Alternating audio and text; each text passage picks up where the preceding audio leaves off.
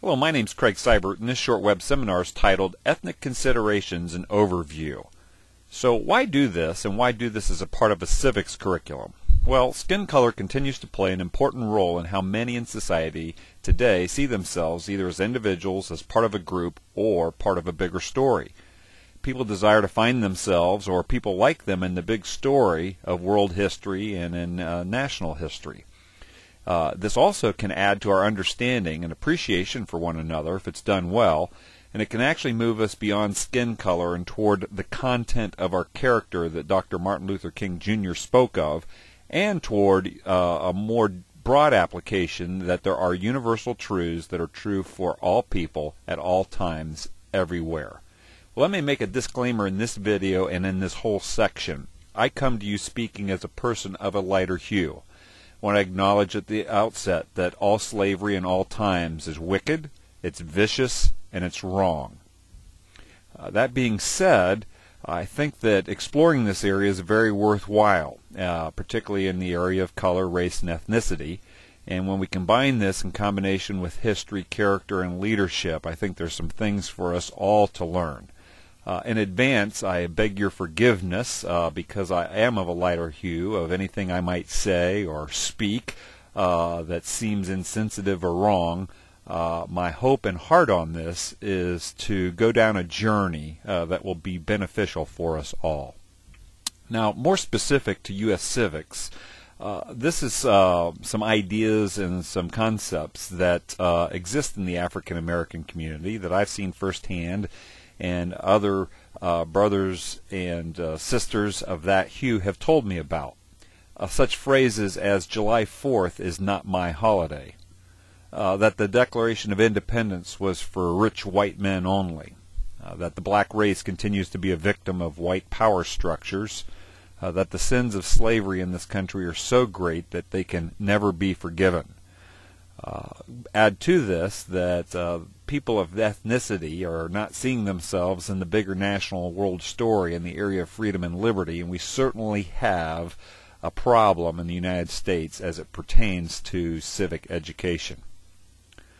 Dr. Martin Luther King Jr., I think, serves as a great starting point for this discussion, and I would like to suggest that as a national spokesperson for not just the black race, but for all people, he really was the last great national patriot that brought people together in unity. And let me explore a little bit of this with his I Have a Dream speech, and maybe take a look at it and some of the ingredients in it to both remind us, but again to give us perspective. His leadership and belief in America and what America could be is really what drove him. And so here are some excerpts. I say to you today, my friends, so even though we face the difficulties of today and tomorrow, I still have a dream, and it's a dream deeply rooted in the American dream. I have a dream that one day this nation will rise up and live out the true meaning of its creed, that we hold these truths to be self-evident, that all men are created equal. And so even in these few quotes, we can see him appealing to the broader principles and ideas of America, and then even going back to the Declaration itself, and rather than condemning it and those that wrote it, appealing to it as truths that are universal for all people in all times that we could apply today and that we need to rally around. I have a dream that my 4 little children will one day live in a nation where they will not be judged by the color of their skin, but by the content of their character. Not by the people group that they're in, but by the character they represent. I have a dream that little black boys and black girls will be able to join hands with little white boys and white girls as sisters and brothers. Going to the Bible as a reference point in his I Have a Dream speech, he actually quotes almost directly from Isaiah, the 40th chapter. I have a dream that one day every valley shall be exalted, every hill and mountain shall be made low, the rough places will be made plain, and that the crooked places will be made straight, and the glory of the Lord shall be revealed, and all flesh shall see it together. And so he appeals to the ideals of Americanism, ideals of the Declaration of Independence, and ideals to the universal truths of the Bible and the God he followed. This will be a day when all of God's children will be able to sing with new meaning My country, 'tis of thee, sweet land of liberty, of thee I sing. Land where my fathers died, land of the pilgrim's pride, from every mountainside let freedom ring. So again, what we find Dr. King doing is appealing to the greatness of what America could be, and even referencing a national song that speaks to the early forefathers that came to this country, the Pilgrims, who were of European descent, but their faith in God and their desire to come to a land for freedom and liberty. And if America is to be a great nation, this must become true, so let freedom ring. Now, he doesn't say this specifically, but the Liberty Bell that is the standard for how we think about freedom ringing in the United States actually has engraved upon it a verse from Leviticus 25:10, and it basically says, "Proclaim liberty throughout the land to all the inhabitants thereof." And that bell is inscribed in the Liberty Bell, and when the Declaration of Independence was written, that bell was chosen to ring for that purpose. And when this happens, when we allow freedom to ring, when we let it ring from every village and every hamlet, from every state and every city, we'll be able to speed up that day when all of God's children, black men and white men, Jews and Gentiles, Protestants and Catholics, will be able to join hands and sing in the words of the old Negro spiritual, free at last, thank God Almighty, we are free at last. Now, as you hear those words, no matter your ethnicity, I gotta believe that they stir you in the deepest parts of your being as to what can be and what we can move toward. Now, if only we had not lost that. If only we had retained the enthusiasm that Dr. King brought for our country, for the founding documents, and us as all peoples of all hues moving together. But in the last 50 years, in the decay of culture and the division of groups, this area of understanding of foundational principles of freedom and liberty and basic civics education is in fact failing all people. The average college student scores a 54 on a standardized civics exam. Seniors in college fare a little better. They score 58. Ethnic students that are underserved by our university system score under 50, as do foreign students. So universally across the board, we have a new generation of students that fail basic civics. That's why less than or almost 50% of today's students think the founding principles of the country and the founding documents no longer apply today. So this places us in a current reality. Niger Innes, who's a national spokesperson for the Congress of Racial Equality, comments on this. He says this about Black History Month.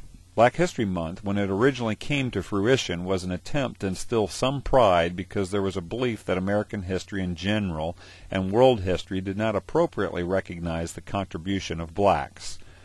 But he goes on, and this summarizes what he's about to say. The prevalent message in black studies at every level of education is a concentration on victimization now as they are taught. And he says this: this victimization syndrome undermines the achievement and growth and the optimism that black kids should have, considering the progress that we've made as a nation.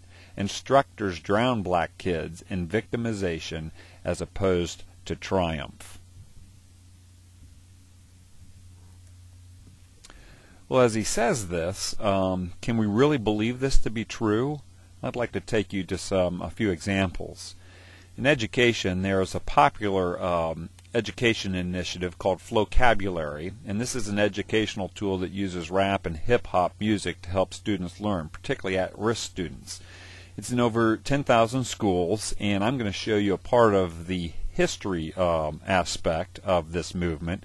And what I want to asterisk here, make sure I'm clear on, is Flocabulary is in 10,000 schools, although the history component is not necessarily, and I don't have an accurate number on that. But here is one of the raps that are used to train at-risk children in the area of American history. The title of it's called Old Dead White Men. And I'm not making this up. This is in our public schools across the nation in several areas. It describes President James Monroe's presidential term. White men getting richer than Enron. They steppin' on Indians, women's, and blacks.